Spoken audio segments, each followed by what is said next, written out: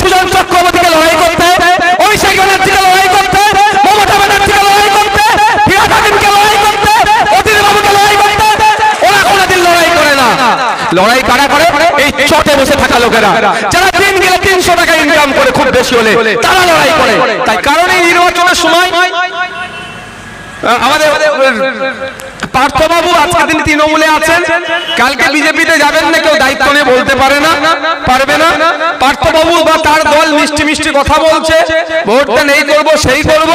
Already পার্থবাবুদের দল 13 বছর বাংলায় ক্ষমতা থাকার পরেও এখনো কেন নোয়াপাড়ার পানীয় জলের সমস্যার সমাধান হলো না, এই প্রশ্নটা কিন্তু পার্থবাবুদেরকে করতে হবে। 13 বছর ক্ষমতায় আছে পার্থবাবুরা, এখন আর ড্রেনের সমস্যা সমাধান হবে না? এমপি করে পাঠালে সমস্যা সমাধান হয়ে যাবে? 13 বছর বাংলা পরিচালনার দায়িত্ব আছে, পার্থবাবুদের ভোট দেওয়ার প্রয়োজন নাই। থাকলো যে অর্জুন সিং কোন দলে আছে এখন ভেবে বলতে হবে, 3 মিনিট ভাবতে হবে। কারণ কখন উনি কোন দলে থাকেন, যেদিকে পানি পড়ে সেই দিকে উনি ছাতা ধরেন। তো সুতরাং ভোট দেওয়ার পরে প্রশ্ন আসছে, আপনার মূল্যবান ভোটকে নষ্ট করবেন না, সর্বপ্রথম জানতে হবে। কিন্তু দুঃখের বিষয়, আমাদের ভোটের সময় আসে কাকা জ্যাঠা মামা চাচি মাসি পিসি বলে ভোটটা নেয়, সে বেটাকে আর বা সেই দিদিকে বা সেই দাদাকে আর 4.5 বছর খুঁজে পাওয়া যায় না। 4.5 বছর পরে আবার যখন ভোটের সময় আসে, ঠিক একই ভাবে আপনাদের ড্রেনের সমস্যা সমাধান করব, পানীয় জলের সমস্যা সমাধান করব, এই করব সেই করব, প্রতিশ্রুতির বন্যা বয়। এবার আপনাদের বলবে একটু সজাগ হন, আপনাদের আঙুলের খেলাটা একটু ঠিকভাবে খেলুন। বলে না যে উঙ্গলি করে, সত্যি বলছে, একটু ভালো জায়গায় উঙ্গলিটা করুন। এমন আঙুলের খেলা খেলবেন যাতে এমপি যেই হোক না কেন, যাকে আপনারা চাইবেন তার বাইরে তো কেউ এমপি হতে পারবে না।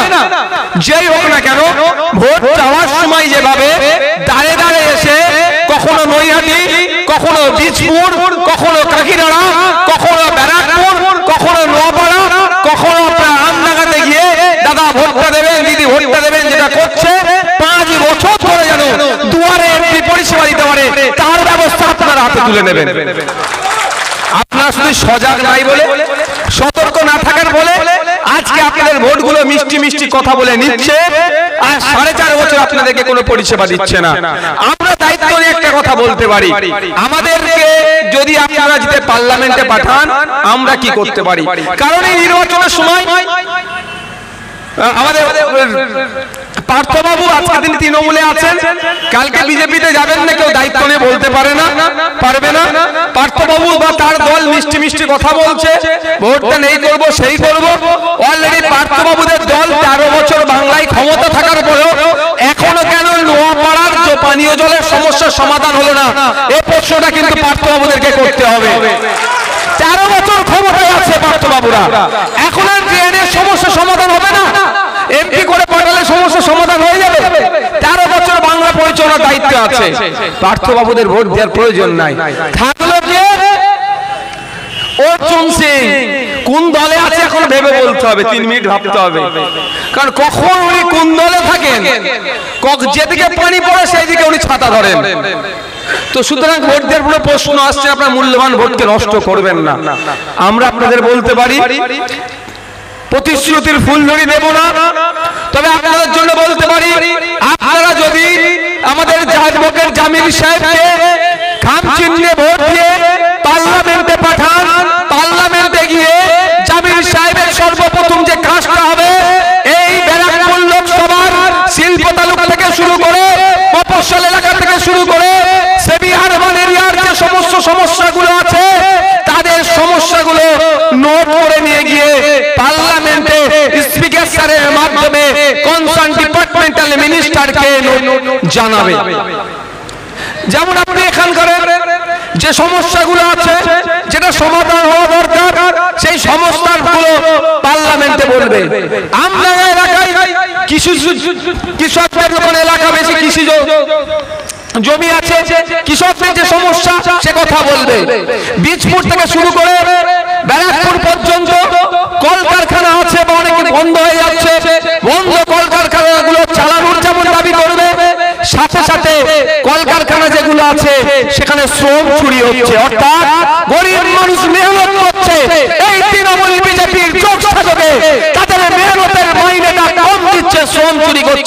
তার বিরুদ্ধে সেন্ট্রাল লেবার মিনিস্টার যিনি থাকবেন তার সামনে বলিষ্ঠ কণ্ঠে বলবে বাংলার একটা ব্যারাকপুরের বীজপুরের শ্রমিকদের শ্রম চুরি হচ্ছে, তাদের ন্যূনতম মজুরি দেওয়া হচ্ছে না, মজুরি বাড়ানোর জন্য বলিষ্ঠ কণ্ঠে পার্লামেন্টে গিয়ে আপনাদের হয়ে কথা বলবেন অ্যাডভোকেট জামিল সাহেব। আমরা এগুলো করতে পারবো। আমরা প্রতিশ্রুতির ফুলঝুরি দেব না, যে আপনাদের বলবো না উন্নয়নের জোয়ারে ভাসাবো, আর স্বল্প বৃষ্টি হলে হাঁটুর উপরে জল পানি উঠে যাচ্ছে না, এই উন্নয়নের আমরা প্রতিশ্রুতি দেব না। আমরা পার্লামেন্টে গিয়ে আপনার কথা বলবো, আমরা পার্লামেন্টে গিয়ে একটা এমপির যা ভূমিকা সেই ভূমিকা আমরা পালন করব। পার্লামেন্টে যে আমি মনে করি তিনটে গুরুত্বপূর্ণ ভূমিকা থাকা দরকারি। প্রথম হচ্ছে এই নির্বাচনী ক্ষেত্রে মানুষের চাপ অভাব অভিযোগগুলো সঠিক জায়গায় দেশের যেখানে আইন তৈরি হচ্ছে সেখানে শোনানো দরকার। দ্বিতীয় হচ্ছে কোন বিল অ্যামেন্ডমেন্ট হলে, কোন বিল সংশোধন হলে, সংযোজন হলে, বিয়োজন হলে যদি নাগরিকের বিপক্ষে সেই বিলটা যায় তার স্ট্রংলি অপোজ করা, তার বিরোধিতা করা। আর যদি নাগরিকের পক্ষে আসে, নাগরিকের পক্ষে আনতেই হবে, আসে নয় আনতে হবে, তার হয়ে আরো ভালো কিভাবে করা যায় সেটা ওই পার্লামেন্টে বলা। আপনি উদাহরণের জন্য দিতে পারি, কিছুদিন পূর্বে এই শুভেন্দু অধিকারীদের অপদার্থ বিজেপি সরকার, এই সুকান্ত মজুমদারদের অপদার্থ বিজেপি সরকার, এই অর্জুন সিংদের অপদার্থ বিজেপি সরকার যে বিল পাস করিয়েছিল কৃষকদের বিরুদ্ধে, এমন বিল পাস করিয়েছিল, তার প্রতিবাদ আমরা করেছি। সাথে সাথে এখানে যদি কেউ ড্রাইভার বন্ধু থেকে থাকেন তাদের বিরুদ্ধেও, তাদেরকে দমন পীড়ন করার জন্য যে বিল এনেছিল, মানে অ্যাক্সিডেন্ট করলে প্রায় 10 বছর জেল হয়ে যাবে, এর বিরোধিতা করার জন্য পার্লামেন্টে অর্জুন বাবু কিন্তু জনগণের ভোট নিয়ে ড্রাইভারদের ভোট নিয়ে ড্রাইভারদের হয়ে কথা বলেনি। তাই আগামী দিনে পার্লামেন্টে গিয়ে এই ধরনের কোন জনগণের বিরোধী বিল আসলে তার বিরুদ্ধে আমাদের অ্যাডভোকেট জামিল সাহেবকে বিরোধিতা করবে। আপনারা দেখেছেন বিভিন্ন সময় বিভিন্ন যে বিলগুলো পাস হচ্ছে পার্লামেন্ট থেকে জনগণের বিপক্ষে যাচ্ছে, কর্পোরেটদের স্বার্থে বিল হচ্ছে, এর বিরোধিতা করতে গেলে আমরা তো ডাইরেক্ট গিয়ে করতে পারছি না। ওখানে আমাদের প্রতিনিধি আমরা পাঠাতে চাইছি, কিন্তু যাকে প্রতিনিধি হিসাবে পাঠাচ্ছি সে কোন দলে আছে সেটাই বুঝতে পারছি না। আমরা কার হয়ে সে কথা বলবে, কার বিপক্ষে। তাই আপনাদের বলবো মূল্যবান ভোট নষ্ট করবেন না। ইতিপূর্বে ব্যারাকপুরের মানুষেরা, এই নোয়াপাড়ার মানুষেরা 17 বার ভোট দিয়ে পার্লামেন্টে পাঠিয়েছেন, কিন্তু দুঃখের বিষয় ভোট দিয়ে নেতা করে পার্লামেন্টে পাঠিয়েছেন, কেউ রাজধানী চড়ে দিল্লি গিয়েছে, তো কেউ ফ্লাইট চড়ে দিল্লি গিয়েছে, তারা নেতা হয়েছে। 17 বার আপনাদের ভোট নিল, 1952 সাল থেকে পার্লামেন্টে পাঠাচ্ছেন, আপনাদের অবস্থার পরিবর্তন হলো না। এখনো অল্প বৃষ্টি হলে আপনাদের হাঁটু সমান পানি হয়ে যাচ্ছে। এই সমস্যা সমাধান হওয়া দরকার তো নাকি ভাই? সমস্যা সমাধান কে করবে? তার জন্য তো লোক দরকার, সেই লোকটাকে আপনাকে আমাকে খুঁজে বার করতে হবে। দেখুন ভারতবর্ষে 140 কোটির উপরে মানুষ আছে, সবাই এর সমস্যা পার্লামেন্টে যদি সবাই যে শোনায় প্রথম কথা সম্ভব নয়। দ্বিতীয় কথা, যদি কেউ শোনায় তাদের যে শুনবে তার শোনার ধৈর্য থাকবে না। সারা ভারতবর্ষ থেকে 543 জনকে এই জনগণ নির্বাচিত করে পাঠায়, যে আগামী 5 বছর আমরা দেশের নাগরিক, আমাদের দেশ আর দেশবাসী কিভাবে ভালো থাকবে, সুখে থাকবে, বিদেশি শক্তির হাত থেকে রক্ষা থাকবে, এই জন্য পলিসি তৈরি করবে এবং আগামী 5 বছর দেশকে এগিয়ে নিয়ে যাওয়ার জন্য সারা ভারতবর্ষের মানুষ, শুধুমাত্র ব্যারাকপুর নয়, পশ্চিম বাংলা থেকে 42 জন এবং সারা ভারতবর্ষ থেকে 543 জনকে নির্বাচিত করে মানুষ পাঠায়। সেই 543 জনের মধ্যে যারা সংখ্যাগরিষ্ঠতা পায় তারা মূল পরিচালনার দায়িত্ব থাকে, আর যারা সংখ্যাগরিষ্ঠতা পায় না তারা অপোজিশনে বসে। এটা রাজা প্রজার ব্যাপার নয়, কিন্তু দুঃখের বিষয় আপনি সচেতন না থাকার ফলে, আপনাকে বলছি, ভোটারদেরকে বলছি, ভোটাররা সচেতন না থাকার ফলে যেন মমতা দিদি রাজা, রানী, আপনারা প্রজা হতো ব্যবহার হচ্ছে। আপনারা সচেতন না থাকার ফলে যেন মোদিজি রাজা আর আপনাদের সাথে প্রজাদের মতো আচরণ হচ্ছে। তাই বলবো আপনারা যদি সচেতন হন, আপনারা সরকারটাকে তৈরি করেছেন, আপনাদের আমলের জন্য, আপনাদের ভোটের জন্য সরকারটা তৈরি হয়েছে।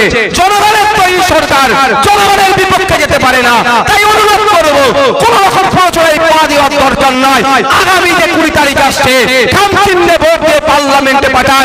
543-এর মধ্যে একজন যদি চায় জনগণের কণ্ঠ হয়ে জনগণের কথা বলবে পার্লামেন্টে। অনেকবার তো দেখলেন, অনেক জনকে ট্রাই করলেন, দিনের শেষে কি হলো? সেই নিটফল জিরো। একবার ভরসা করে দেখুন আপনার কণ্ঠ পার্লামেন্টে যেতে কতটা বলতে পারে।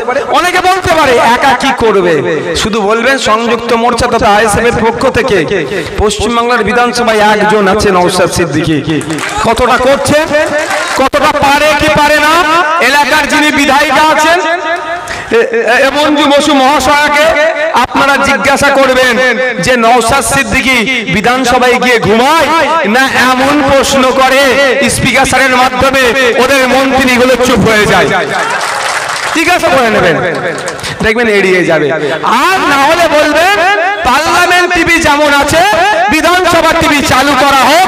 আমি আপনাদের বলছি, আমার যে লড়াইটা লড়ছি মানুষের জন্য, মানুষকে যে আহ্বান করছি, যদি বিধানসভা টিভি চালু করে আমার জন্য এই এত চিৎকার করা কম হয়ে যাবে। কারণ বিধানসভার মধ্যে যেভাবে নাগরিকের জন্য, কৃষকের জন্য, ছাত্র যুবকের জন্য, সিভিল ভলেন্টিয়ারের জন্য, সরকারি কর্মচারীদের জন্য, বঞ্চিত মানুষের জন্য আমি কথা বলি, ওই ভিডিও পাবলিককে দেখালি ভোট এমনি চলে আসবে আমাদের। আমার মনে হয় এই মঞ্জু বসু মহাশয়েরা 2026 সালের আগে টিভি চালু করবে না, আমার মনে হয়। কিন্তু পার্লামেন্ট টিভি আছে, তো আপনারা মিলিয়ে নেবেন যে কথা বলছি। আমাদের পক্ষ থেকে জামির ভাইকে যদি আপনারা পার্লামেন্টে পাঠান, পার্লামেন্ট টিভির মাধ্যমে দেখে নেবে যে আপনাদেরকে যে কথা আমরা বলেছিলাম সেটা সমাধান করতে পারছি কি, লড়াই করতে পারছি কি পারছে না। দুটো কথা বললাম, তিনটে গুরুত্বপূর্ণ। 3 নম্বর দায়িত্বটা কি? ইউনিক আইডিয়া পলিসি শেয়ার করা। ইউনিক পলিসি শেয়ার করা। এখানকার এমপি, বিদায়ী এমপি, বর্তমান বিজেপির যিনি প্রার্থী হয়েছেন, আমি তার কাছে জানতে চাই বিধানসভায় লোকসভাতে গিয়ে আপনি কটা কথা এই ব্যারাকপুরের লোকসভার মানুষের হয়ে বলেছেন?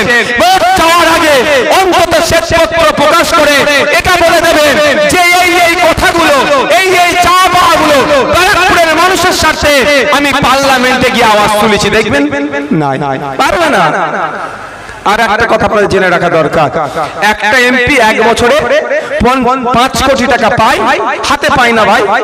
তার কোটাতে আসে ডেভেলপমেন্ট করার জন্য। 5 বছরে তাহলে কত টাকা? 25 কোটি টাকা। যখন অর্জুন সিং ভোট চাইতে আসবে, ভদ্রতার সাথে বলবেন, অভদ্রতা করবেন না, শালীনতা বজায় রেখে বলবেন, অর্জুন সাহেব 5 বছর ধরে আপনাকে আমরা ভোট দিয়ে পার্লামেন্টে পাঠিয়েছিলাম, পার্লামেন্টে পাঠিয়ে আমাদের সমস্যার সমাধানের কথা আপনি তো একটাও শব্দ খরচ করেননি।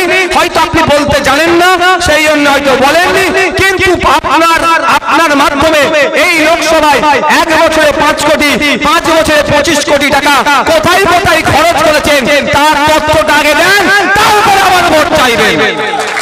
দিতে পারবে না, খরচই করে না। আবার যদি খরচ করে থাকে হয়তো কাটে মানি। কারণ আমি বিধায়ক, তো এই লাইনে আসার পরে দেখছি মাল কামানোর অনেক লাইন আছে, মাল কামানোর অনেক লাইন আছে। কারণ আমি যখন কাজ দিয়েছি অনেক সংস্থার সাথে কথা বলেছি, ও এসে আমাকে জিজ্ঞাসা করছে কত পার্সেন্ট আপনার জন্য রাখতে হবে।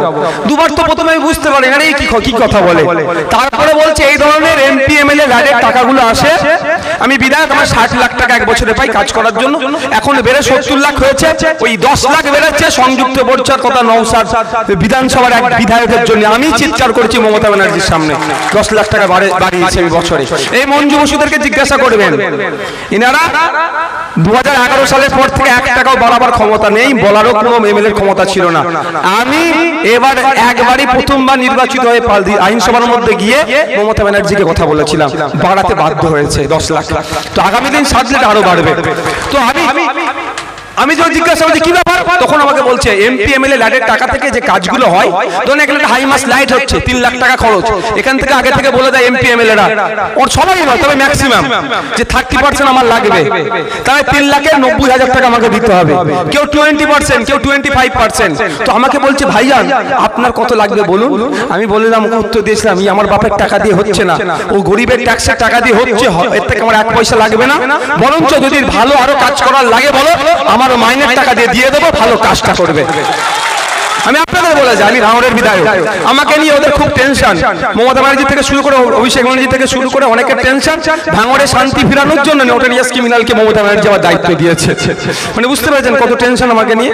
তো আমার নামে অনেক কিছু বলে, আমি ওনাদের বলেছি, আপনাদেরকে বলে যাই, আমি একজন বিধায়ক হিসাবে আমি 5 বছরের কি পারফরমেন্স করছি, যে 5 বছরে 3 কোটি সামথিং লাখ টাকা আসবে আমার কোটাতে, কি কি কাজ করছি, কোথায় কতটুকু করেছি, সেইগুলো ওদের আমি ভাঙড়কেও বলেছি। আজকে আপনাদের সেটা শুনিয়ে রেখে দিতে চাই।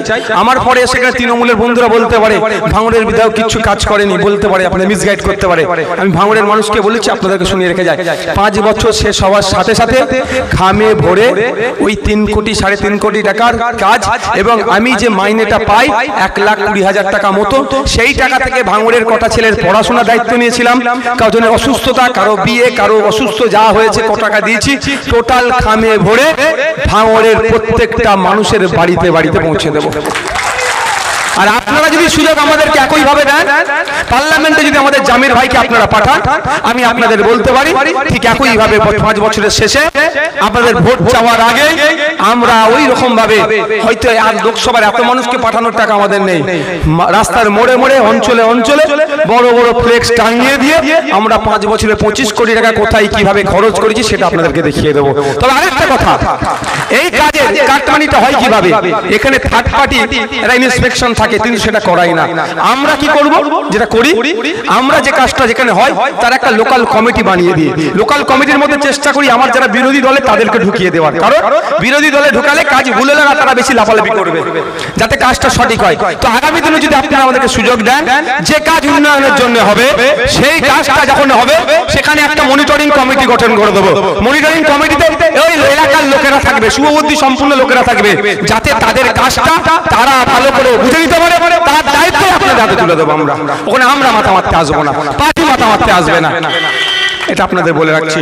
বক্তব্য শেষ করছি, শেষ করার আগে 2-3টে গুরুত্বপূর্ণ কথা বলবো, শুনবেন ভাই? কারা শুনতে রাজি আছেন হাত তুলুন তো, সবাই শুনবেন। আচ্ছা, আপনাদের কাছে একটা জানতে চাই, এত রাজনৈতিক লড়াই হচ্ছে, উত্তাপ হচ্ছে, ভাষণবাজি হচ্ছে, কোনদিন শুভেন্দু অধিকারীর সাথে মমতা ব্যানার্জি হাতাহাতি লড়াই হতে দেখেছেন? ফিরহাদ হাকিমের সাথে মোহাম্মদ সেলিমের লড়াই হতে, অধীর বাবুর সাথে অভিষেক বাবুর লড়াই হতে, সুজন চক্রবর্তীর সাথে কুণাল ঘোষের লড়াই হতে, দিলীপ ঘোষের সাথে পার্থবাবুর লড়াই হতে দেখিনি। কিন্তু দুঃখ লাগে একটাই আমার, চর্বি কি আমাদের বেশি ভূতের লোকেদের? কথাটা খারাপ লাগলো নাকি? খারাপ লাগলে আমার কিচ্ছু করার নেই, সমাজ পরিবর্তন করতে এসেছি, ক্ষমতা দখল নয়। আপনাদেরকে একটু সজাগ হতে হবে। ভাবুন তো, বলছে লড়াই লড়াই লড়াই চাই, লড়াই করে বাঁচতে চাই। 1952 সাল থেকে এই ধরনের স্লোগান দিয়ে আসছে, এই স্লোগান দিচ্ছে, আপনার ভোট নিচ্ছে। আপনার দাদু লড়াই লড়াই লড়াই চাই, লড়াই করে বাঁচতে চাই, কবরে গেল, শ্মশানে চলে গেল, মাথা ফাটালো, কেস খেলো। আপনার বাবা লড়াই লড়াই লড়াই চাই, লড়াই করে বাঁচতে চাই স্লোগান দিয়ে, হয় কবরে গেল, শ্মশানে গেল, মারামারি করলো, কেস খেলো, পরিবার ধ্বংস হলো। এখন আপনাকেও বলছে লড়াই লড়াই লড়াই চাই, লড়াই করে বাঁচতে চাই। কত লড়াই হবে ভাই? লড়াই করছে কে আর বাঁচছে কে? লড়াই করছে যারা দিনে 300 টাকা ইনকাম করে, আর বাঁচছে আমাদের মতো নেতা। কোনদিন দেখেছেন সুজন চক্রবর্তীকে লড়াই করতে, অভিষেক ব্যানার্জিকে লড়াই করতে, মমতা ব্যানার্জিকে লড়াই করতে, ফিরহাদ হাকিমকে লড়াই করতে, অধীর বাবুকে লড়াই করতে? ওরা কোনদিন লড়াই করে না। লড়াই কারা করে? এই চটে বসে থাকা লোকেরা, যারা দিন গেলে 300 টাকা ইনকাম করে, খুব বেশি হলে তারা লড়াই করে। তাই অনুরোধ করছি আপনাদের কাছে, ওই স্লোগান আর নয়। এবার যদি কেউ বলে লড়াই লড়াই লড়াই চাই, লড়াই করে বাঁচতে চাই, বলবেন 1952 সাল থেকে আমার দাদুকে, আমার বাবাকে, আমাদেরকে বোকা বানিয়ে শুধু আমাদের পরিবারগুলোকে ধ্বংস করেছো। আমরা আমাদের ভবিষ্যতের কথা ভেবে আমরা ধ্বংস হব না। এবার হাত আমরা পিছনে রাখবো। লড়াই লড়াই লড়াই চাই, লড়াই করে বাঁচতে, ঠিক আছে। মোহাম্মদ সেলিম আর ফিরহাদ হাকিম একটা লড়াই করুক, দেখি আমরা। অর্জুন সিং আর কি বলে এটাকে, পার্থবাবু একটা হাতা লড়াই করুক, আমরা একটু দেখি। প্রয়োজনে যদি ভালো খেলা হয় একটু তালি দেবো। শুভেন্দু অধিকারী আর অভিষেক ব্যানার্জি তো কথার লড়াই ভালোই হচ্ছে, এবার বাস্তবে লড়াই করুন, তাহলে আমরা লড়াই করবো, দেখবেন লড়াই ওরা করবে না। লড়াইটা কারা করছে? যারা দিনে 300 টাকা ইনকাম করে, সকালে উঠে কলকাতায় চলে যাচ্ছে, এই ভিড় ট্রেন ঠেলে, এই ফিরার সময় মানে তাহলে স্যালারি কম, মাইনে কম, মাইনে কম। আরে আমি তো বেশ কিছুদিন খেলাধুলা করেছি, আমি তো ট্রেনে যাতায়াত করতাম, এখন সিকিউরিটি হয়ে গেছে বলে আর যেতে পারছি না। যদিও যাবো ভোট মিটে গেলে, আমি আমার ভালো লাগে এগুলো ঘুরতে। তো আমি ফিরতাম, দেখতাম শুকনো মুড়ি বাতাসা, খারাপ ভাবে নেবেন না, ওরাই আমার পরিবারের লোকজন। আমি আমার পরিবারের দুঃখের কথা বলছি। শুকনো মুড়ি বাতাসা খেতে খেতে বাড়ি ফিরছে, মাসে 6,000 টাকা, 8,000 টাকা, 9,000 টাকা ইনকাম। তাদের লড়াই লাগিয়ে দিচ্ছ নেতারা। সুজন চক্রবর্তী, পার্থ চ্যাটার্জি, কুণাল ঘোষ, দিলীপ ঘোষ এক জায়গায় এসি রুমে বসে চা খাচ্ছ। কুণাল ঘোষ তৃণমূলের নেতা, দিলীপ ঘোষ বিজেপির নেতা, সুকান্ত মজুমদার বিজেপির নেতা, এক জায়গায় বসে এসি রুমে কেক কাটছ। সেখানে ঝামেলা নয়, আর ঝামেলা যত এই নোয়াপাড়াতে, এই হাওড়াতে, এই বসিরহাটে, বারাসাতে, ভাঙড়ে, এটা বন্ধ করতে হবে। আমার বক্তব্য হচ্ছে, আমি চাই না যে মমতা ব্যানার্জি, অভিষেক ব্যানার্জি, সুজন চক্রবর্তী মারামারি করুক, কিন্তু আমার বক্তব্য এখানে ক্লিয়ার যে আমরা কাদের জন্য লড়াই করছি। যেই দাদা দিদির জন্য লড়াই করছি, সেই দাদাকে দিদি বিধানসভায় ডেকে চা খাওয়াচ্ছে। তারা যদি বিধানসভায় ডেকে এসি রুমে চা খেতে পারে, তাহলে আপনারা যে চার দল ভালো লাগে করবেন। এটা তো ডেমোক্রেসি।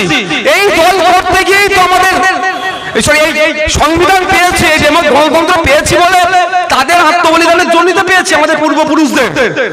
এটা তো ডেমোক্রেসি, যার যেটা ভালো লাগবে করবে। কিন্তু দাদা দিদির জন্য আপনি মাথা ফাটাচ্ছেন, কেস কাটছেন, জেলে যাচ্ছেন, কবরে যাচ্ছেন, শ্মশানে যাচ্ছে।